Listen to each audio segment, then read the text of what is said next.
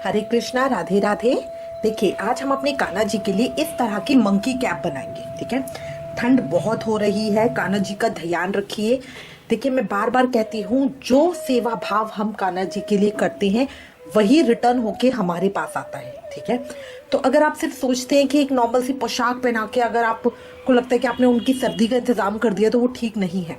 Specially crochet की पोशाक में ध्यान रखिए, 2-3 पहनाइए, ऊपर अंदर इनर पहनाइए, ऊपर उनको पोचू पहनाइए, क्योंकि ठंड बहुत ज्यादा है। ठीक है, ये मंकी कैप इतनी अच्छी है कि उनका पूरा सर, कान, गर्दन सब उनकी ढक जाती है। तो ये नेक वार्मर का भी काम करता है, कैप का भी काम करता है। ठीक है, उनकी ईयर्स वगैरह कहीं ठंड नहीं आती है। तो आप इस तरह की, देखने में सुंदर है, बनाने में बहुत आसान है, बहुत इजी पैटर्न में लेकर आई। ये दोनों ही मैंने 38 फंदों से बनाई है और ये मेरी 7 से 8 नंबर तक के कान्हा जी के लिए है। सेम साइज का है ये। ठीक है, अच्छा, इसके अंदर देखने में छोटी लग रही है ना, क्यों? क्योंकि हमने इसके अंदर सीधे और उल्टे फंदे नहीं लिए हैं, हमने इसमें बॉर्डर वाला पैटर्न लिया। इसको आप जितना चाहे उतनी खिंच सकती है। ये बॉर्डर वाले पैटर्न की खासियत होती है। ठीक है, ये मैंने बहुत ऊंची बनाई है, इसमें देखिए चोंच भी ऊंची रखी है और नीचे ये वार्मर भी है, क्योंकि ये आपके ऊपर डिपेंड करता है ना, आप जितना मर्जी चाहे उनका नेक ढक सकते हैं। तो ये नेक अच्छे से कवर हो जाए उसके लिए था ये। इसके अंदर मैंने थोड़ा थोड़ा कम करा है और ऊपर की, मतलब इस तरह से उठी हुई की जगह बिल्कुल सेट बनाई है, तो ये उनके सर के ऊपर बिल्कुल सेट आएगी। दोनों का साइज सेम है, 7 से 8 नंबर के कान्हा जी के लिए दोनों ही 38 फंदों की बनी है। फर्क बता रही हूँ आपको, सिर्फ इतना है, इसमें मैंने ये ऊंचा बनाया है, ये ज्यादा बनाया है, इसमें ये सारी चीजें मैंने कम कर दी है। ठीक है, तो अब मैं आपको बताती हूँ ये हमें कैसे बनाते हैं।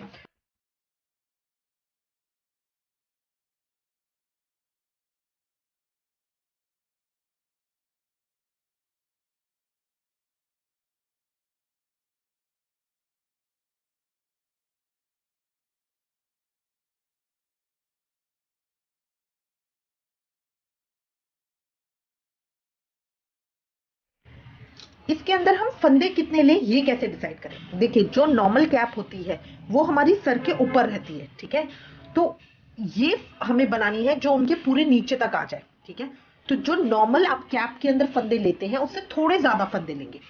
जैसे मैं नॉर्मल कैप बनाने के लिए 30 फंदे लेती हूँ, जो मैं सीधी उल्टी सिलाई से करती हूँ, तो इसमें मैंने 38 फंदे लिए हैं। अगर आप 20 फंदों से शुरू करते हैं तो 24 फंदे ले लीजिए।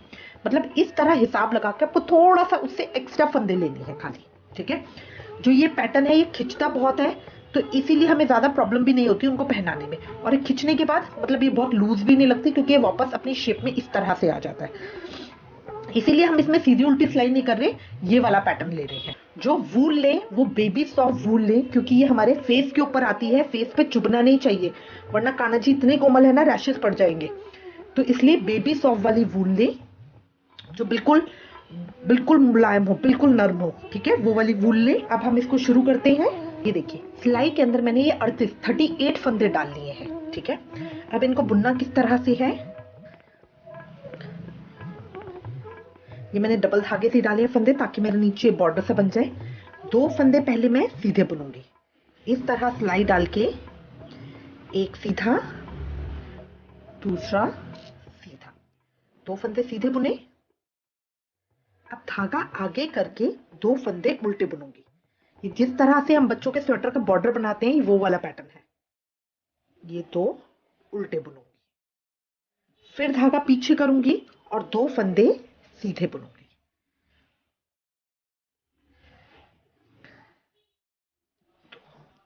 फिर धागा आगे करूंगी और 2 फंदे उल्टे बुनूंगी।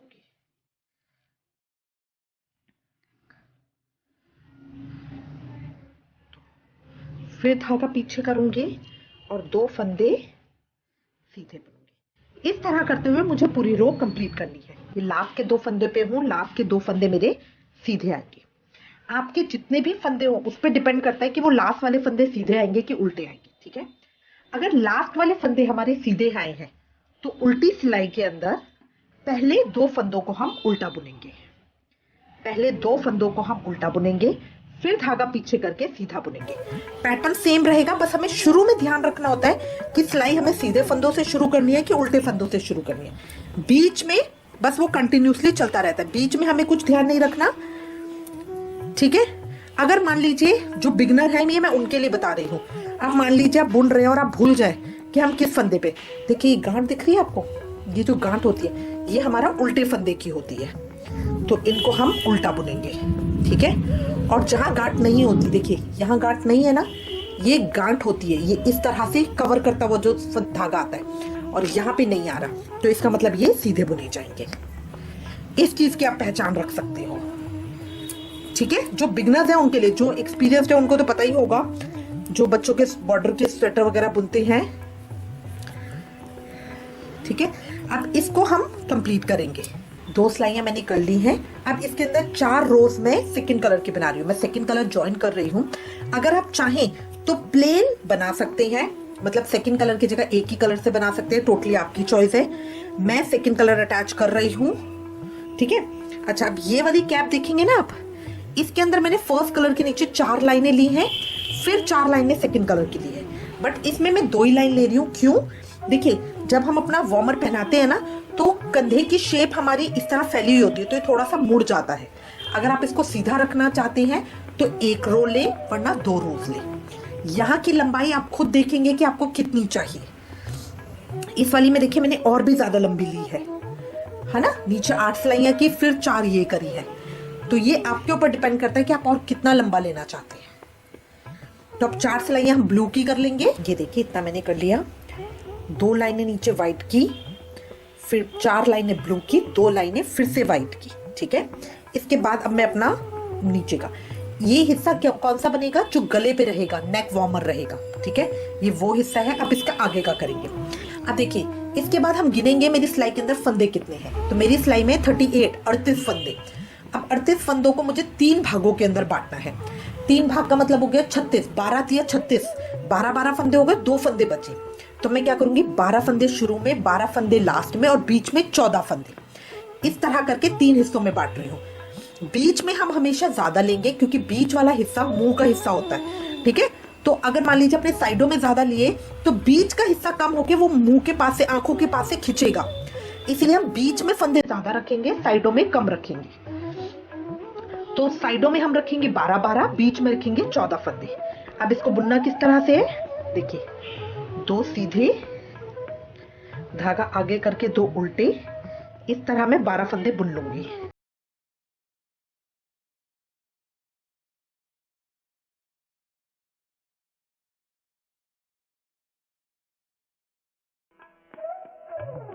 ये देखिए 12 फंदे मैंने बुन लिए। अब धागे को सीधा करा, एक फंदा सीधा बुना, अगला फंदा सीधा बुना, पीछे वाला फंदा आगे वाले फंदे के ऊपर से निकाल दिया, क्योंकि जो बीच के 14 फंदे वो मुझे बंद करने हैं। तो एक फंदा बंद हो गया।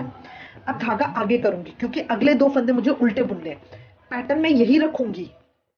तो अगला फंदा उल्टा बुना, पीछे वाला फंदा आगे वाले फंदे के ऊपर से निकाल दिया, 2 बंद हो गए। फिर अगला उल्टा बुना, पीछे वाला फंदा आगे वाले फंदे के ऊपर से निकाल दिया, 3 बंद हो गए। धागा पीछे करूंगी, अब 2 फंदे मुझे सीधे बुनने हैं, 4 बंद हो गए, 5 बंद हो गए। इस तरह जो हमारा पैटर्न चल रहा है उसी तरह करते हुए मैं 14 फंदे बंद करूंगी। फिर धागा आगे करके 2 उल्टे बुनूंगी, 6 बंद हो गए, 7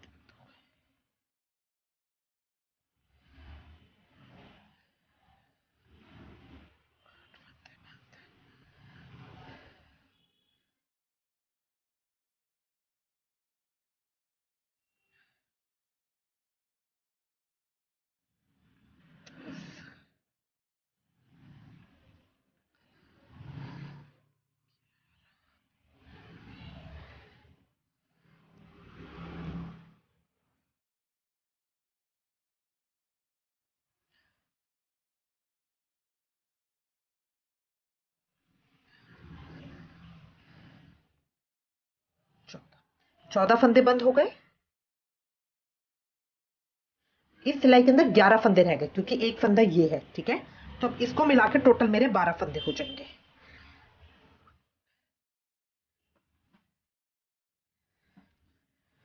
जो बैलेंस 12 फंदे हैं उनको हम अपने पैटर्न के हिसाब से बुन लेंगे।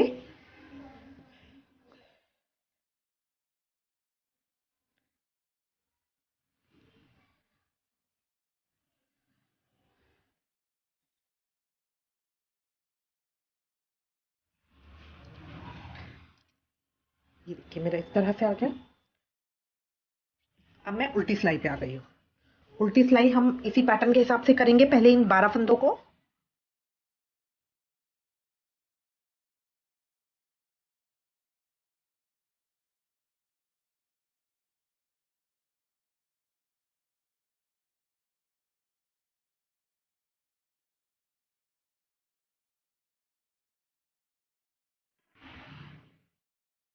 ये देखिए 12 फंदे मैंने बुन लिए।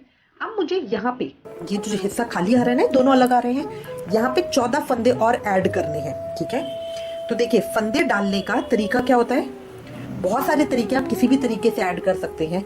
एक तरीका होता है धागे को 2 बार लपेट के इस तरह खींच के, धागे को 2 बार फिंगर पे लपेटा, इस तरह खींचा, धागे को 2 बार लपेटा, इस तरह फिंगर पे खींच के इस तरह फंदे डाल सकते हैं। ठीक है, अगर इस तरह से नहीं तो हम एक तरीका और क्या होता है, जो मेरे लास्ट फंदा होगा इसको इस तरह रख के सीधा बुनूंगी, सीधा बुना। अब इस फंदे को खींच के यहाँ सिलाई में वापस चढ़ा लिया। ठीक है, तो एक फंदा बढ़ गया। फिर जो फंदा बढ़ा है उसके अंदर सिलाई डाल के दूसरा फंदा बुनेंगे, इसको वापस सिलाई में चढ़ा लेंगे। 2 3 फंदा यूं नहीं चढ़ाएंगे, इस तरह से चढ़ाएंगे। 4 5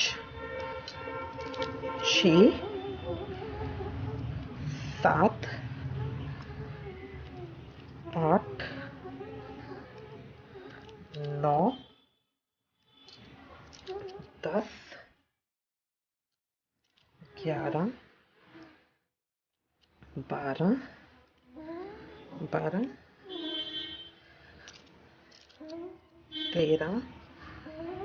14। ये 14 फंदे बढ़ा लिए मैंने। अब इसके बाद देखिए अगले 2 फंदे मेरे गांठ नहीं है ना, गांठ यहाँ पे है, तो ये 2 फंदे सीधे हैं, तो इनको सीधा बुनेंगे।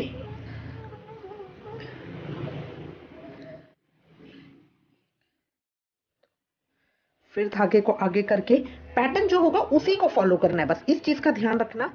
इसीलिए मैं आपको समझा रही हूँ कि बीच में अगर आपको कंफ्यूजन हो कि अब मेरा कौन सा फंदा बुना जाएगा, तो वो हमें कैसे देखना है। एक बार चालू हो जाए तो पता ही है, 2 सीधे 2 उल्टे, बस हम सीधा हाथ चलाते रहते हैं। जहां गांठ नहीं है, इस तरह के वी आ रहे हैं, वहां सीधा फंदा बुना जाएगा। और जहां गांठ है इस तरह की, देखिए ऊपर ना फंदे के ऊपर इस तरह की गांठ होती है, ये यहाँ पे उल्टा बुना जाएगा इस तरह से। ठीक है, देखिए किनारे आ गई ना, इसकी वजह से हम ये इस तरह बुनकर करते हैं, तो थोड़ा सा अच्छा लगता है बस। ठीक है, तो ये बीच का स्पेस हमारा बन जाएगा जो उनके माउथ पे ओपन आएगा। अब इसके बाद 2 लाइनें व्हाइट की और करेंगे, फिर 4 लाइनें ब्लू की करेंगे। तो 2 लाइन व्हाइट की करेंगे।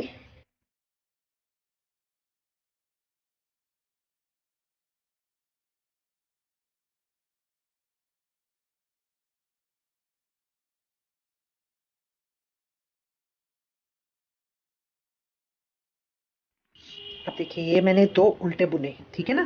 अब ये 14 फंदे मेरे आ गए, तो जो पैटर्न चल रहा होगा उसी के हिसाब से बुनेंगे। उल्टे बुन के अब ये मेरे सीधे बुने जाने चाहिए, तो इनको मैं 2 को सीधा बुनूंगी, फिर धागा आगे करके अगले 2 को उल्टा बुनेंगे, अगले 2 को उल्टा बुनेंगे, फिर धागा पीछे करके अगले 2 को सीधा बुनेंगे,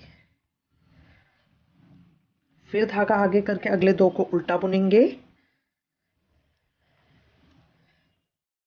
इस तरह यही पैटर्न मैं कंप्लीट करूंगी।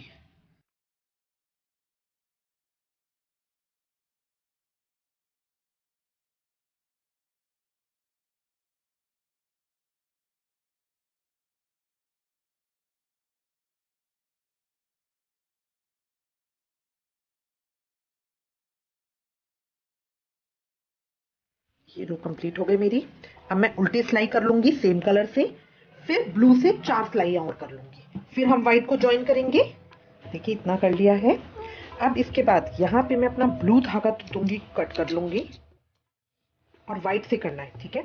जो ये कलर स्कीम पैटर्न है ये सब आपके ऊपर डिपेंड करता है। अगर आप चाहें तो 2-2 की लाइन दे सकते हैं, 2 व्हाइट की, 2 blue, 2 white, 2 blue, 2 white, 2 blue, बिल्कुल ऐसे कंटिन्यूस रख सकते हैं। बीच में जितनी मर्जी लाइन हो, ये पैटर्न आपके अपने ऊपर है। अब मैं बाकी का सारा व्हाइट से बनाऊंगी, ठीक है। ये ब्लू को यहीं पे साथ में बंद कर लेंगे, इसलिए मैंने धागा कट किया है।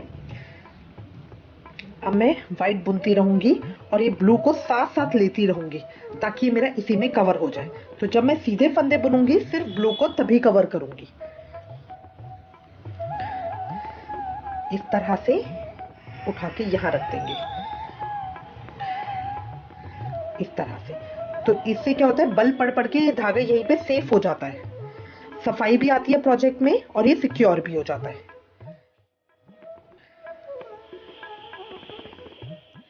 अब 2 लाइन मैं व्हाइट की और कर लूंगी, ये वाली 2 लाइन जो मैं कर रही हूँ, 2 लाइन व्हाइट की और कर लूंगी।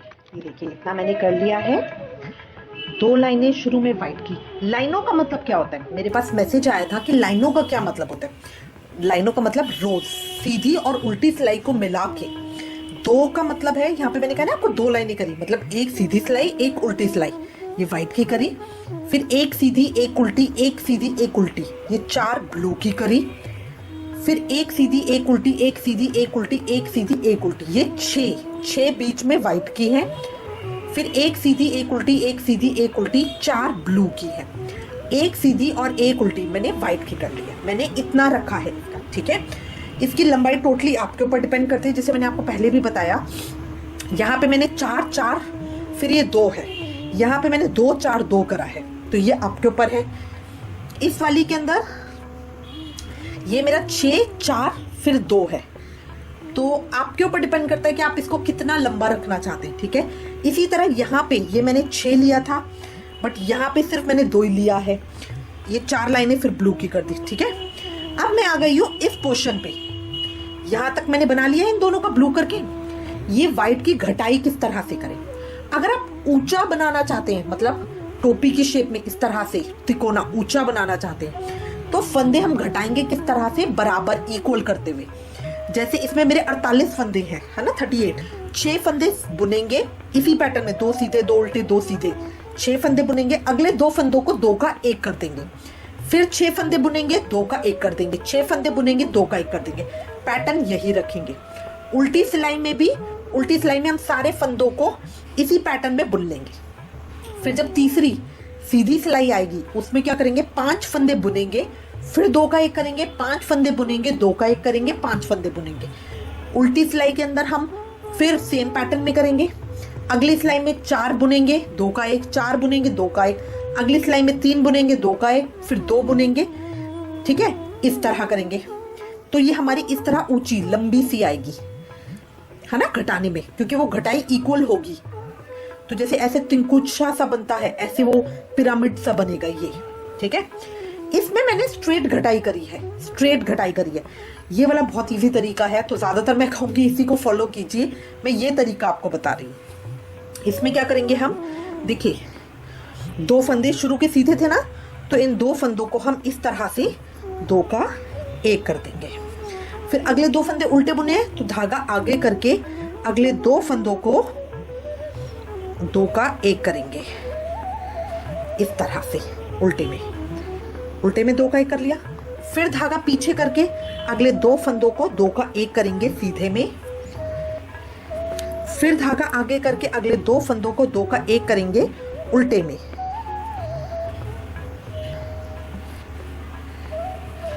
फिर सीधे में 2 का 1, इस तरह करते हुए मैं सारे फंदों को घटा लूंगी। तो 38 के आधे रह जाएंगे इस सिलाई के अंदर, 19 फंदे रह जाएंगे।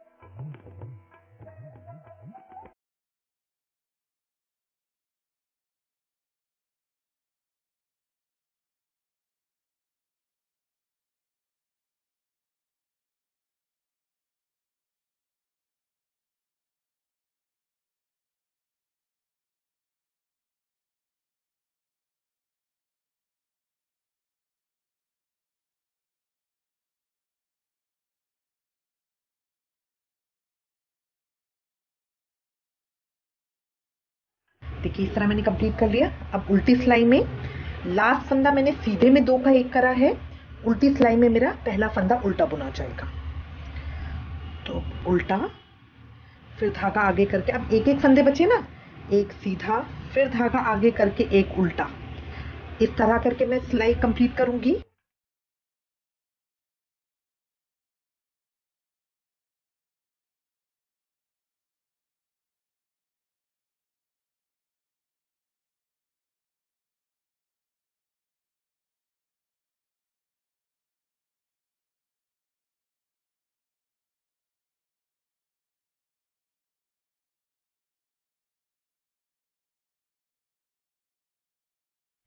ये हो गया कंप्लीट।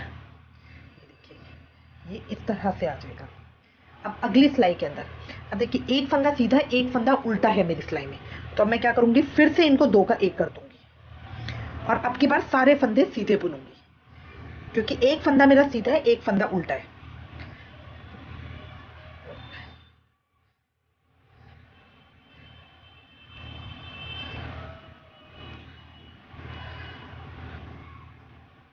सारे फंदों को 2 का 1 कर दूंगी और सीधा बुन दूंगी।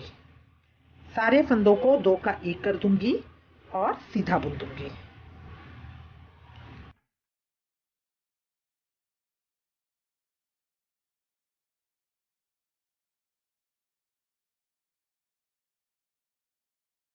लास्ट में एक फंदा बचा, इसको सीधा बुन लूंगी। उल्टी सिलाई में सारे फंदों को मैं उल्टा बुनूंगी।